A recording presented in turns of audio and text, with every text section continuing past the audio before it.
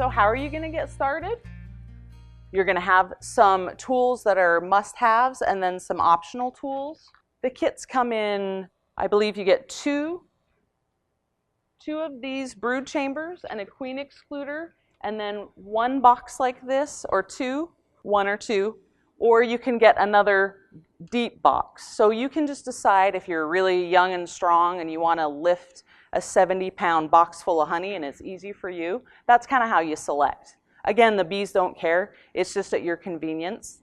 A full medium super will be about 45 pounds. So it's just difference in weight. So you'll have 10 frames in each box, regardless of the depth. You'll have a frame feeder, and this belongs inside the hive, and it will hold a gallon of sugar syrup, which you're going to feed to your new bees so that they don't starve and they'll make lots of comb. Your top one or in the bottom with all the kits that you get when you first get your kit? It will usually go on the side, and it will go your preference. Oh, okay. It can go in frame position 1 or frame position 10, or it can go in the top, same spot. It's up to you. They don't care. Bees tend to prefer getting their food from the top and taking it down. So I always put mine right here, right in this spot, right here. How long does it take them to go do a thing of sugar water or whatever it is to fill that up? How often? When they're drawing comb, a new package is drawing comb, you want to check it every 5 days. You don't want them to run out. Digging fairly deep then, the first month or so, you're going all the way to the bottom or whatever to refeed each day or every 5 days, correct? Actually, you'll have this up here. Or will you just have the bottom two on to start with? Yes. Well, no, you'll have this one will be on the bottom. So wherever your feeder is the one that you'll begin with.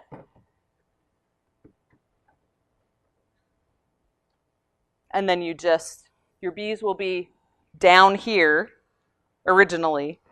And then as they expand, you just stack boxes on top. So you can just, when you need to fill this, you can just slide. So does the queen have to go up and get food too, or do the No, workers the queen doesn't feed herself. The worker bees do everything for her. It seems like there'll be a lot of work going. Yeah, she just lays the eggs. So you'll need a hive tool. You'll need like 20 of them because you just lose them, you misplace them, they're in your back pocket and you can't find it. It's like having your glasses on your head. You just don't know where they are. So you always want to have a hive tool. That's an essential tool, not really optional. Gloves are optional. They're kind of seasonal. Oh, thank you.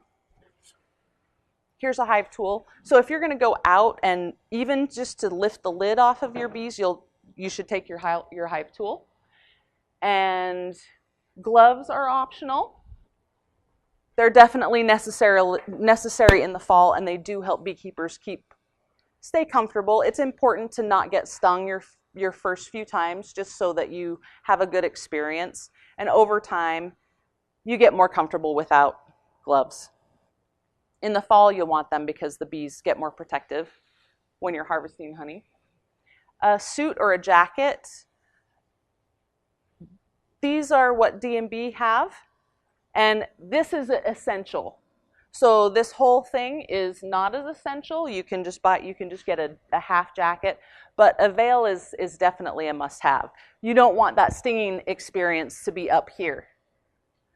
And bees are attracted to carbon monoxide. So as you expel breath, they know where your face is, and they'll go for it. If they're mellow and good-tempered, they'll probably leave you alone for 5 or 7 minutes. But if you're kind of in there digging around, they're not going to be nice about it. A smoker is an essential tool. This is definitely safety because you can distract and deter bees from you, and they'll do other things if you have a smoker, so you would just use a smoker. So this is safety. This you need to have to pry open, and you need to have your face covered. Those are definite essential tools. When you're using your smoker, What do you use? You like put a piece of charcoal briquette in there and a bunch of wet leaves? What do you put in there? Well, I like to use the easiest thing and the coolest thing to use, as because you want the temperature to be cool smoke, is burlap. You can use road apples that are dried thoroughly. You can use pine needles. You can use pine cones. Anything that's nice and dry. And then you want to use green grass on top, just to create billows of white smoke. It's really hard to keep these lit, so if you find something that works fantastic, put it on Facebook so I can get some. So you've got it down. If you can keep your smoker lit, you're already a master. So then you're going to get honeybees, and you're going to get D&B has a 3-pound package available of honeybees. Oh, and a brush, which is not really essential, and it can kind of tick your bees off and make them kind of aggravated, but it's good if you've got them on your clothes. But you don't ordinarily do this business in your hive too much. So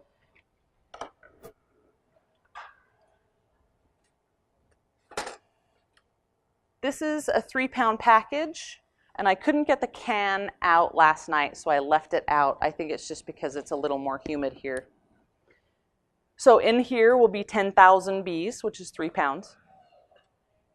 This will be full of sugar syrup. And the queens will be, I think these are the cages that you'll get from the bee supplier. They come in a little bit, and she'll be hooked onto the top of the box right here. And then the can will be in, and the bees will all be clustered around her in a swarm. So it's basically a swarm that's in this box for you. And you just take it out and put it together. You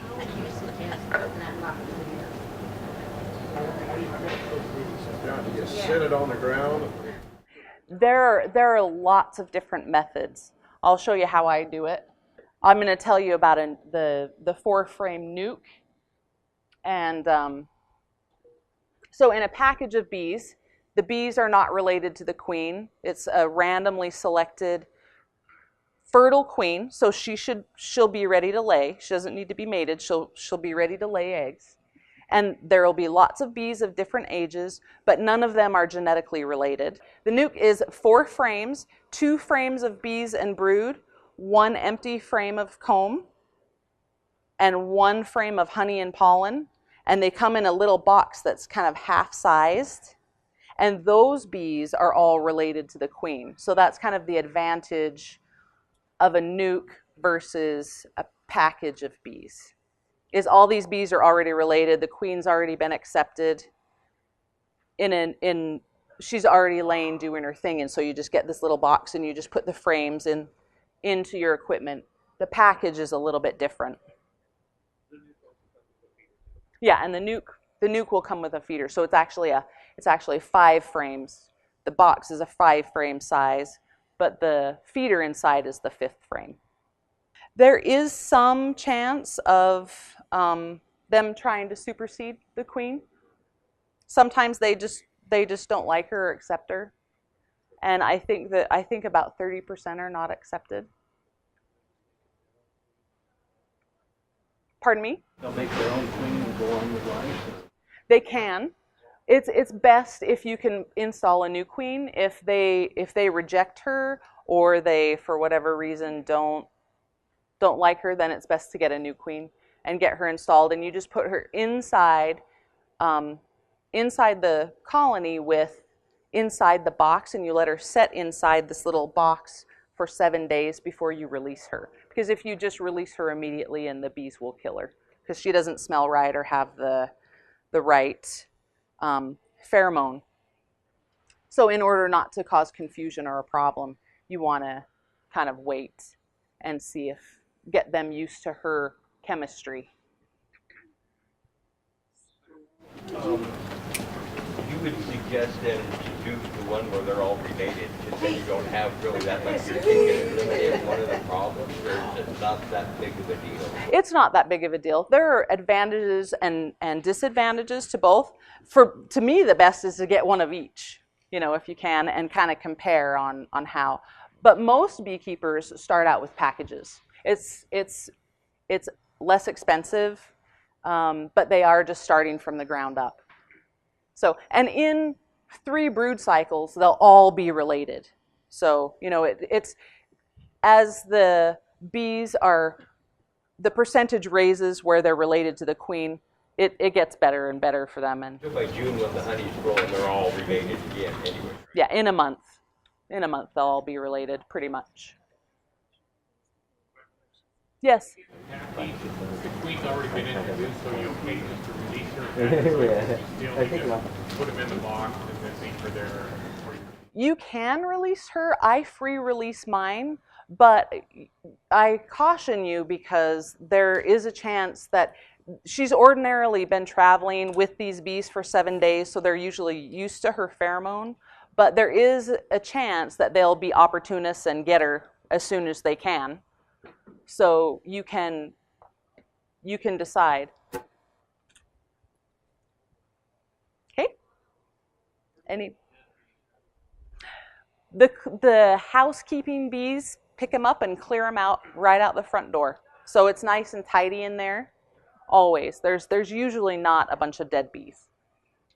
Okay, so we'll discuss working with the bees, and you want to remember the guard bees. Those are the ones that are if there's an attack problem or a stinging problem, which is really rare, they're the ones to worry about. And keeping your smoker lit is going to curtail the majority of your issues with guard bees.